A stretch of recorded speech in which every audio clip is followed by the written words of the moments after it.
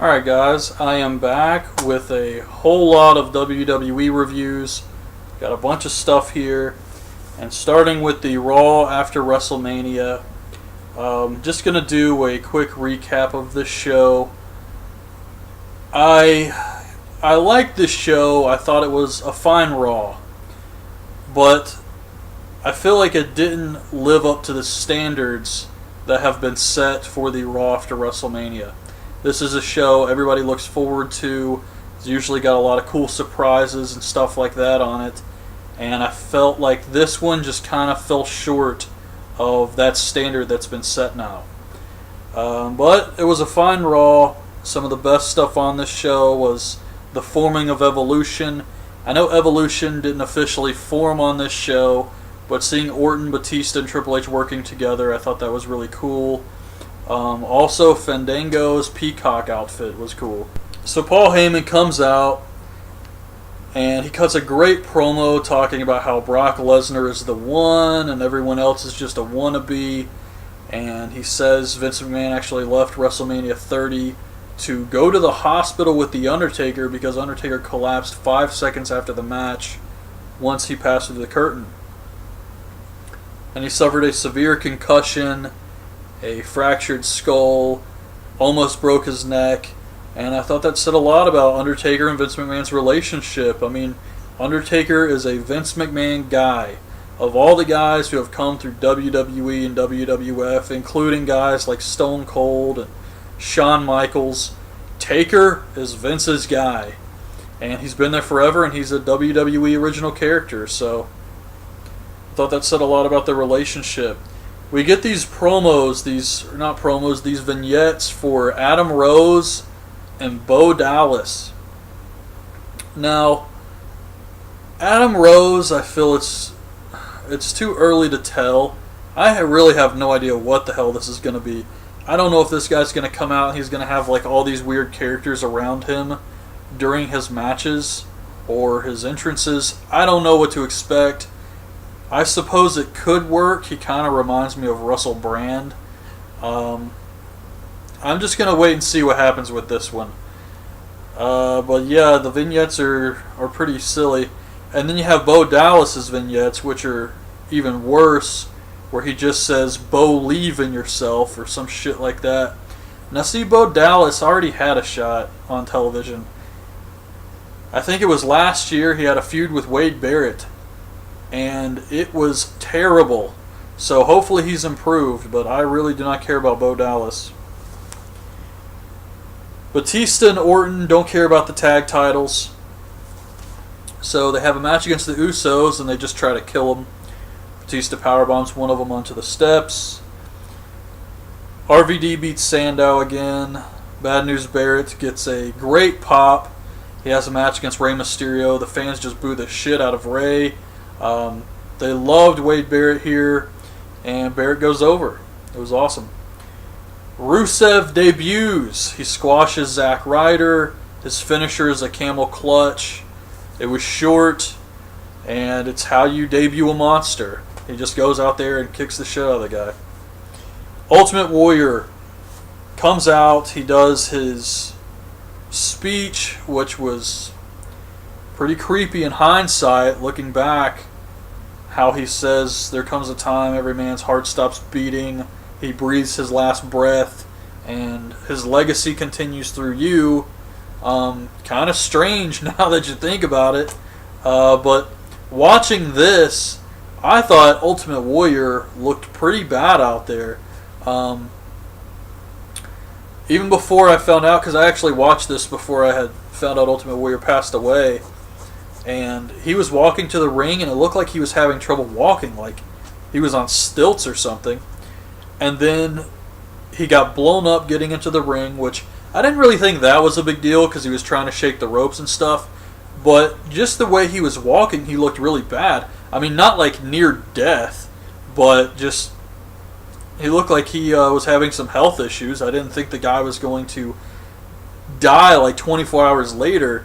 But it's a tragic thing. It's, in some weird way, it's like Ultimate Warrior wanted to set the record straight with that DVD So he got his DVD out there, he did his Hall of Fame speech, and he said goodbye to the fans, and then that was it. Like, right after the guy passes away, like, what the hell? It was just so shocking to me.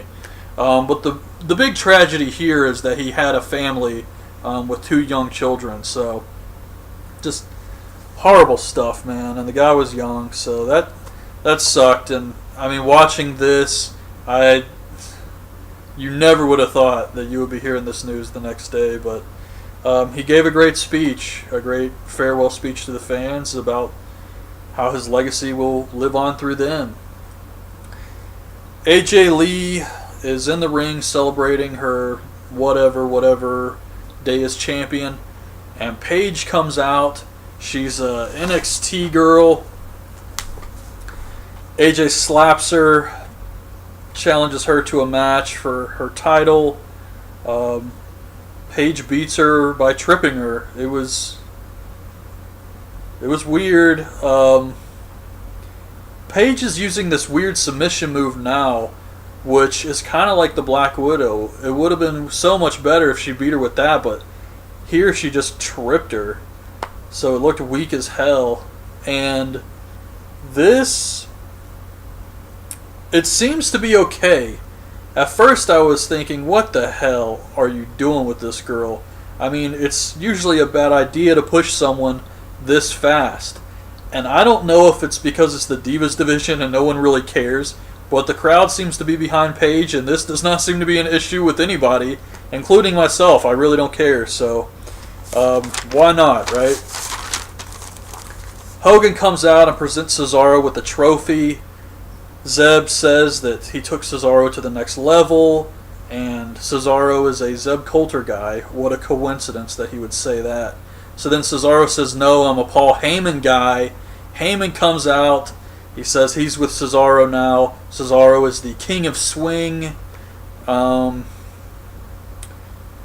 Yeah, that was pretty much it. I thought this was awesome. Paul Heyman is definitely a good thing for Cesaro. At first I was kind of thinking, maybe now's the time Cesaro should go solo. But perhaps putting him with Heyman is even better. I mean, Heyman's other guy just broke the streak, so we'll see what happens with this, but I'm definitely a Paul Heyman guy, and Cesaro being with Paul Heyman is really cool in my book. Swagger runs out, breaks the trophy. This leads to a bad match with Swagger just leaving and losing by countout. Backstage, Kane is pissed at the Shield, and he's so mad that he says Triple H is the one who told me to destroy you guys on Smackdown. And Stephanie's like, Kane! So Kane lets it slip that Triple H was behind the attack on the Shield. So now the Shield knows this. The main event is supposed to be Daniel Bryan versus Triple H, but Orton and Batista and Kane go out there, beat Daniel Bryan down, hit him with their finishers. Triple H walks out like he's just going to steal the title, and the Shield comes out.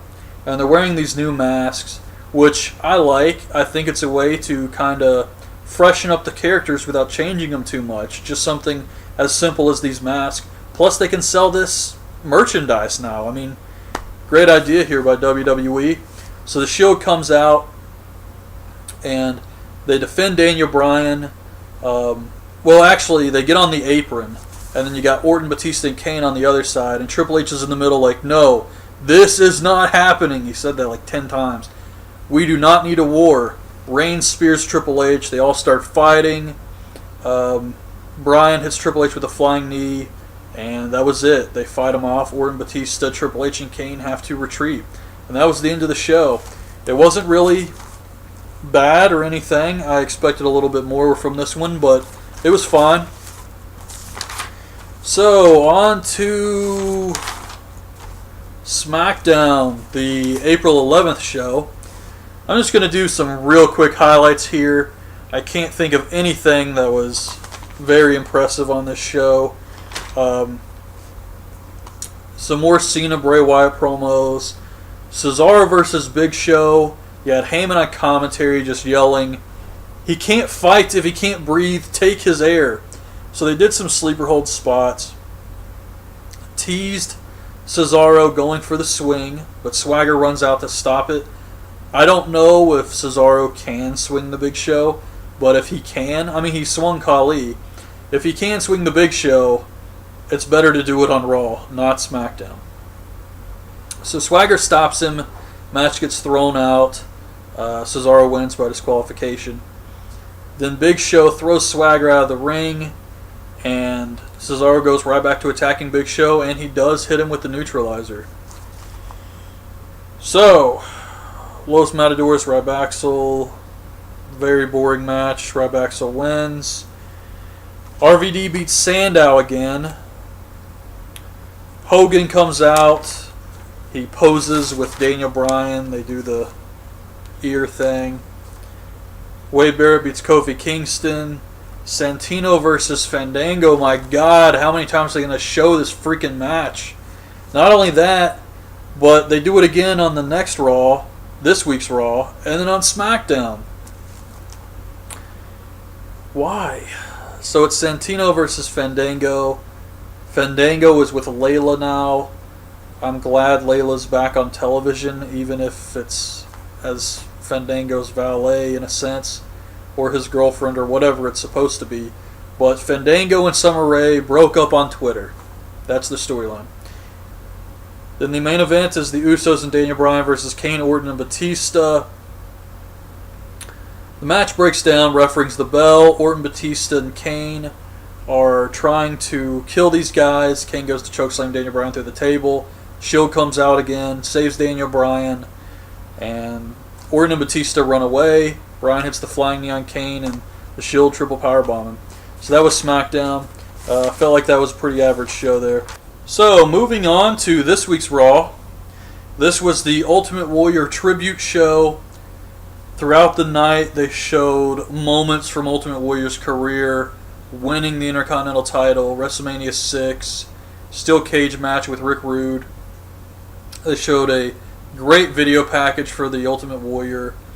They started this Intercontinental title tournament where the winner gets a shot at Big E Langston's Intercontinental title. And the first match is RVD versus Del Rio. RVD advances in the tournament with the Frog Splash. I like the tournament idea. I love tournaments. King of the Ring was one of my favorite pay-per-views. However, these matchups were so predictable, you knew who was going to win every single one of them. It's my only complaint with that.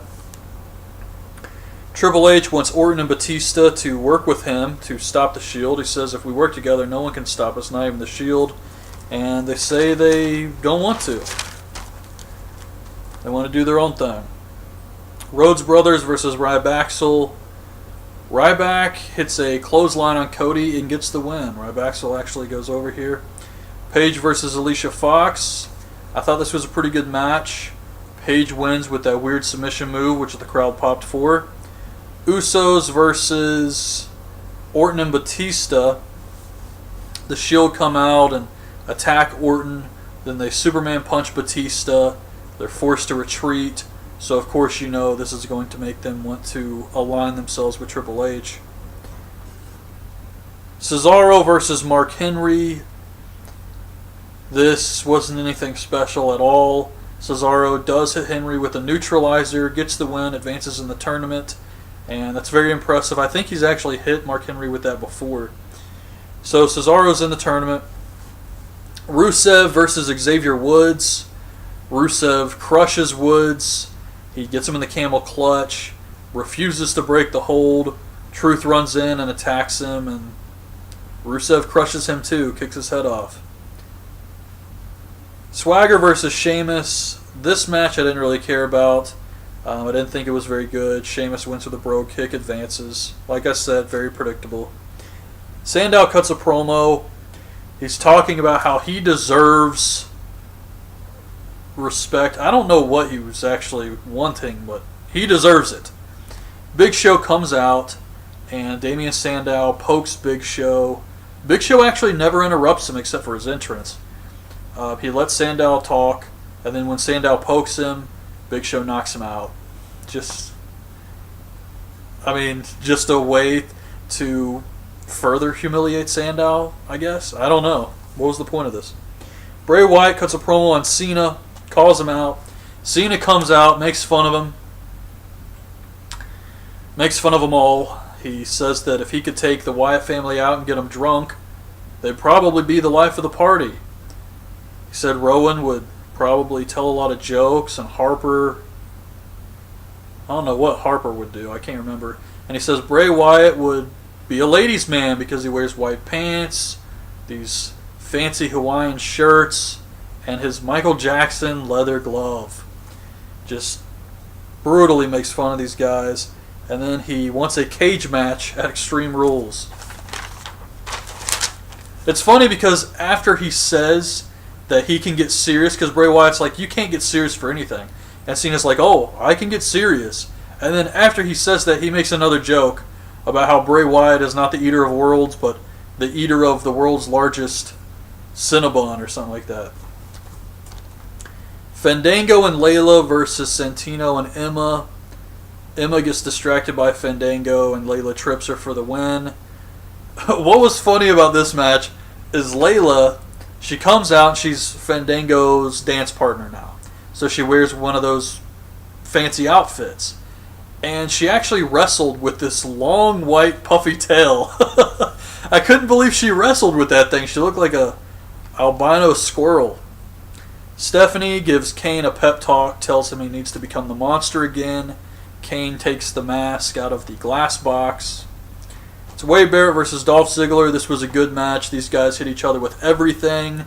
This was one that I guess wasn't quite as predictable as the others. I mean, Dolph could have won this match, but they've really been behind Wade Barrett. So Barrett hits the elbow, gets the win, advances in the tournament. Then they show a video package for the return of Masked Kane. Kane returning with the mask. And it has new footage. I mean, this just happened, and they already have a video package for it. So I thought that was a really bad idea. Let's see. Cut the volume off on my phone. Then we have the Shield versus 3MB, Rybaxel, Fandango, Del Rio, Rusev, Titus O'Neil, Swagger, and Wade Barrett. So, of course, this match breaks down into chaos. All hell breaks loose. The ref rings the bell. These guys just destroy the Shield. They beat them up afterwards. And then Evolution returns. To no reaction. Oh, I'm talking about the Evolution Titantron, the music, Orton, Batista, and Triple H come out there. Nobody cared. They were quiet. They were confused. I guess they didn't remember Evolution. I don't know. But it was just no pop at all for this. Very surprising. So they beat down the Shield some more. They all hit their finishers. And Triple H says, "Believe in Evolution." And that was the end of the show. I thought it was pretty cool. I thought it kind of sucked that the crowd didn't make noise for these guys. I mean, they're heels, yeah, but they didn't even get booed. I mean, just no noise, nothing.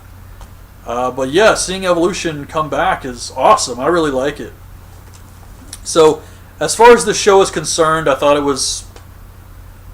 I mean, it was a slightly above average considering, you know, everything that happened with the Ultimate Warrior, and it was a tribute show to him. But at the same time, they did put together the Intercontinental title tournament, which I like. I just wish it wasn't so damn predictable. And then you had the Return of Evolution, which I thought was awesome. So, yeah. On to SmackDown. I'm going to put that SmackDown notes. SmackDown starts with Big E Langston versus Del Rio. Big E does one of those little video promo things that they do sometimes before a match. And I thought it was really annoying because I felt like Big E was trying to act like John Cena here. It was just... it wasn't funny. He was trying to tell jokes and stuff, and exactly what Cena does. I mean, if you've seen it, you know what I'm talking about. It was stupid. Del Rio gets Big E in the arm breaker. Big E gets the ropes. The ref counts to 5. Then Del Rio breaks the hold, and the ref says, "You waited until 5. You're disqualified." And I like that because you don't see that too often. So Del Rio's pissed off. He attacks Big E. He pulls down his knee pad to kick him in the face. Big E dodges and hits the big ending. Triple H comes out, says the Shield crossed the line. He says that he had to humble him and he would forgive everything if they came back and begged for his forgiveness. He says at Extreme Rules it's going to be the Shield versus Orton, Batista, and Triple H. Paige versus Oksana. Paige makes her tap to the weird submission move. It wasn't as good as the Alicia Fox match, I thought. This show was so weird, man. There was just way too much comedy on this show. We get Hornswoggle versus El Torito. I don't know why. They show this picture where they compare like their height and their weight and everything, and they make a bunch of jokes like Hornswoggle's favorite sports team is the Boston Celtics, El Torito's is the Chicago Bulls, Hornswoggle likes Guinness, Torito likes Red Bull, and then it says favorite movie, and Torito's is Raging Bull, and Hornswoggle's is Leprechaun Origins, that movie that he's in that hasn't actually come out yet. So apparently the storyline here is on Main Event, Hornswoggle turned heel and joined 3MB. So you got Hornswoggle versus El Torito. The commentary was very good. It was really funny. It was Hornswoggle versus El Torito. I mean, what do you say about that? But the commentary was good. They were actually mocking Jim Ross a lot on commentary and just making fun of the match and the fact that the fans didn't care. And they talk about how excited the fans are to see this match, and then they actually show the audience and nobody gives a shit, like everybody's sitting down. So they just made fun of themselves for putting on a boring match. Why would WWE do this? They just made fun of themselves. Then Bad News Barrett comes out. He's back on his podium. He makes fun of the match too. Rusev versus Truth. Truth actually does get in some offense on Rusev, but he still gets destroyed. He gets put in the camel clutch.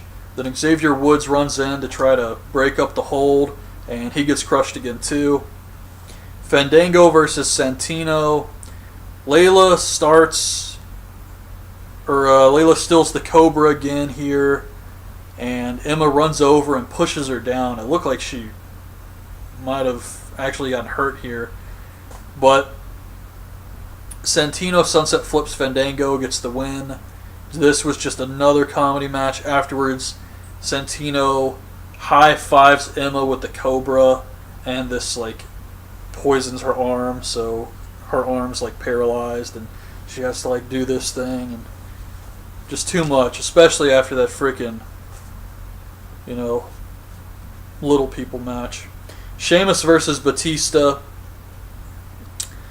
This was the main event. This was a very slow-paced match, but I liked it. Batista is so much better as a heel, and eventually he hits the Batista bomb and gets the win, and that was the end of the show. I did not care for this one. I would actually say this show was below average. Just a lot of weird comedy, and yeah, this was a bizarre show right here for sure. So anyways, that's my review of all the WWE shows. Finally caught up. I wanted to just combine all of these into one video. Caught up on Ring of Honor, caught up on WWE, but I'm still 3 weeks behind TNA Impact Wrestling, and I am not looking forward to watching those shows, but I'm going to try to do that sometime tomorrow. So anyways, these are my reviews. Hope you guys have enjoyed this video. Leave your thoughts on these shows in the comments, and thanks for watching. Bye. Undertaker is a Vince McMahon guy. Of all the guys who have come through WWE and WWF, including guys like Stone Cold and Shawn Michaels, Taker is Vince's guy. and he's been there forever, and he's a WWE original character, so I thought that said a lot about their relationship. We get these promos, these vignettes for Adam Rose and Bo Dallas. Now, Adam Rose, I feel it's too early to tell. I really have no idea what the hell this is going to be. I don't know if this guy's going to come out and he's going to have like all these weird characters around him during his matches or his entrances. Alright guys, I am back with a whole lot of WWE reviews. Got a bunch of stuff here. And starting with the Raw after WrestleMania. Just going to do a quick recap of this show.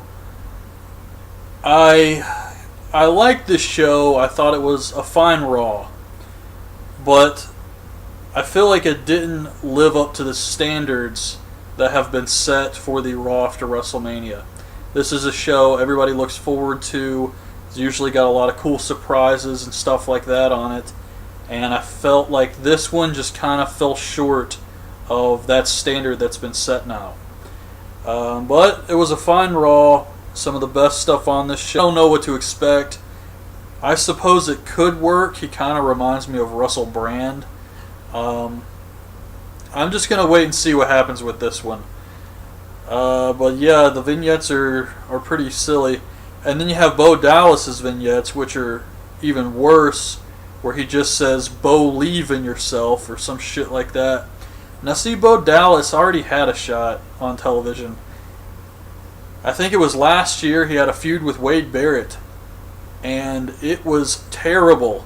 So hopefully he's improved, but I really do not care about Bo Dallas.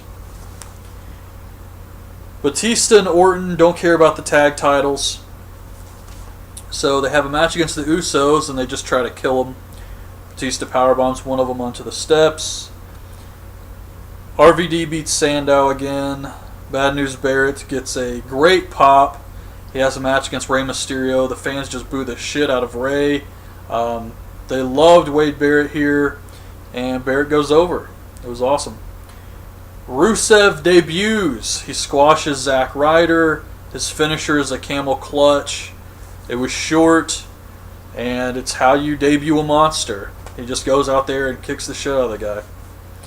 Ultimate Warrior comes out. He does his speech, which was pretty creepy in hindsight, looking back. How he says, "There comes a time every man's hell," was the forming of Evolution. I know Evolution didn't officially form on this show, but seeing Orton, Batista, and Triple H working together, I thought that was really cool. Also, Fandango's peacock outfit was cool. So Paul Heyman comes out, and he cuts a great promo talking about how Brock Lesnar is the one, and everyone else is just a wannabe. And he says Vince McMahon actually left WrestleMania 30 to go to the hospital with The Undertaker because Undertaker collapsed 5 seconds after the match once he passed through the curtain. And he suffered a severe concussion, a fractured skull, almost broke his neck, and I thought that said a lot about Undertaker and Vince McMahon's relationship.